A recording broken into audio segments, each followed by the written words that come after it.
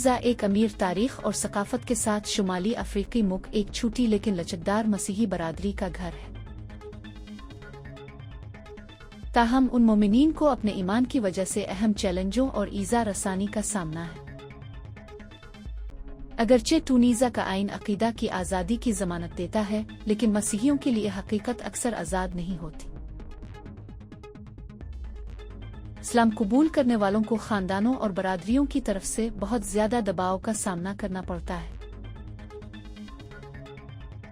Open doors की reports के मुताबिक उनको अपने पैदाइशी अकीदे को तर्क करने पर बेदखल किया जा सकता है, धमकियां दी जा सकती हैं या तशद्दुद का सामना भी करना पड़ सकता है। ये दबाव अक्सर मसीहियों को अपने अकीदे को छुपा कर निजी घरों में अमल करने पर मजबूर करता है।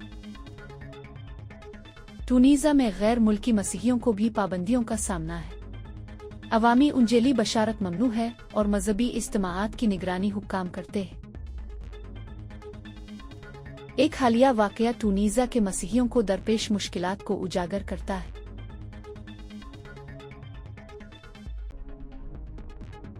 हिला बिन सलीम को इसके खानदान ने मजहब तब्दील करने के बाद बेदखल कर दिया था। इसने अपनी विरासत खो दी, इसे अपना घर छोड़ने पर मजबूर किया गया और उसकी हिफाजत को खतरात का सामना करना पड़ा। हालिया सियासी पेशरफ्त ने मजीद खदशात को जन्म दिया है। नए आइन में मुबहम जुबान और हुकूमती कंट्रोल में इजाफा मसीहियों पर ज्यादा निगरानी और पाबंदियों का बाइस बन सकता है। वो दरियाफ्त होने के खौफ में रहते हैं। उनके खानदान हमारे अकीदे को गद्दारी के तौर पर देखते हैं। हम सिर्फ अमन से इबादत करना चाहते हैं।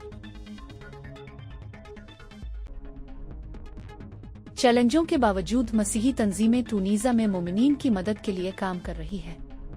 वो जुल्म व सितम का सामना करने वालों को वसाइल, कानूनी इमदाद और मुशावरत फराहम करते हैं।